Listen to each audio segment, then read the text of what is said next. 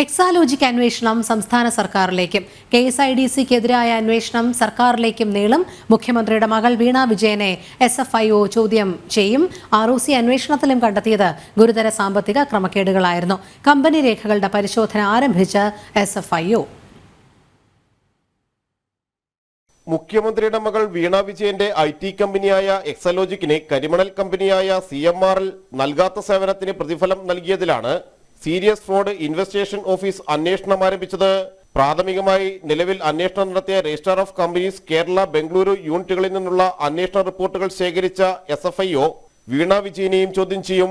2017-2020 കാലയളവിൽ 1,72,00,000 രൂപ എക്സാലോജിക്കിന് കരിമണൽ കമ്പനി CMRL നൽകിയതിലാണ് അന്വേഷണം.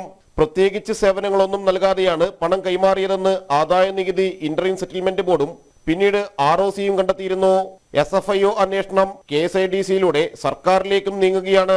സംസ്ഥാന വ്യവസായ വികസന കോർപ്പറേഷന് ഓഹരിയുള്ള കമ്പനിയാണ് CMRL. അന്വേഷണ പരിധിയിൽ KSIDC എത്തുമ്പോൾ സർക്കാരും ഇടപാടുകളിൽ മറുപടി നൽകേണ്ടി വരും. 3 കമ്പനികളുടെ രേഖകൾ SFIO പരിശോധിക്കുന്നുണ്ട്. അക്കൗണ്ടൻസി, ഫോറൻസിക് ഓഡിറ്റിംഗ്, കമ്പനി നിയമം, ക്യാപിറ്റൽ മാർക്കറ്റ്, ടാക്സേഷൻ വിദഗ്ധർ ഉൾപ്പെടുന്നതാണ് അഡീഷണൽ ഡയറക്ടർ പ്രസാദ് അഡല്ലിയുടെ നേതൃത്വത്തിലുള്ള 6 അംഗ അന്വേഷണ സംഘം. ROC ഉദ്യോഗസ്ഥരും ടീമിലുണ്ട്. SFIO അന്വേഷണം ആവശ്യപ്പെട്ട് BJP നേതാവ് ഷോൺ ജോർജ് ഹൈക്കോടതിയെ സമീപിച്ചിരുന്നു.